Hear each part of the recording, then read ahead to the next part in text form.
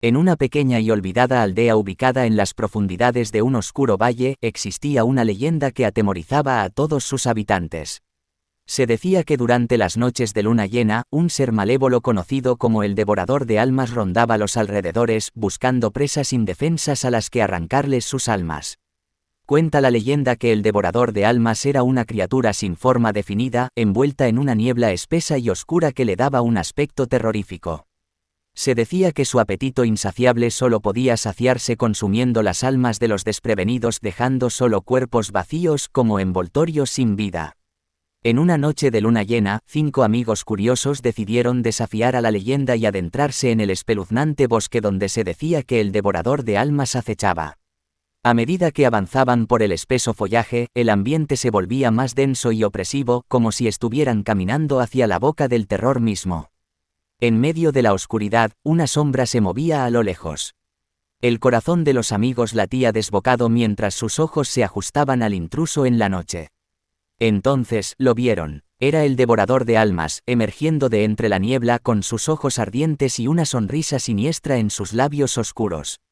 Los amigos intentaron correr, pero sus piernas parecían estar hechas de plomo, sus cuerpos paralizados por el terror. El Devorador de Almas se burlaba de ellos disfrutando de su miedo y desesperación. Sabía que había encontrado su festín. Uno a uno, los amigos fueron atrapados por las oscuras garras del Devorador de Almas.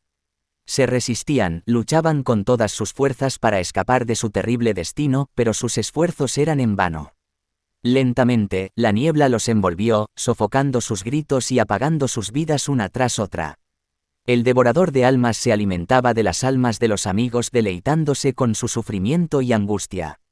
Los cuerpos sin vida quedaron dispersos por el bosque, marcando la trágica conclusión de su encuentro con el ser maligno.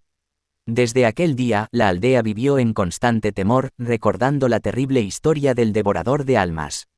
Los residentes se aseguraban de no salir de sus hogares en las noches de luna llena y evitaban el bosque a toda costa. Sin embargo, el recuerdo de los amigos perdidos nunca se desvaneció. El Devorador de Almas acecha en las sombras, esperando silenciosamente su próxima oportunidad para buscar nuevas almas que pueda cosechar. Susurros de advertencia se difunden por la aldea, recordando a todos que nunca se debe subestimar el peligro de lo desconocido.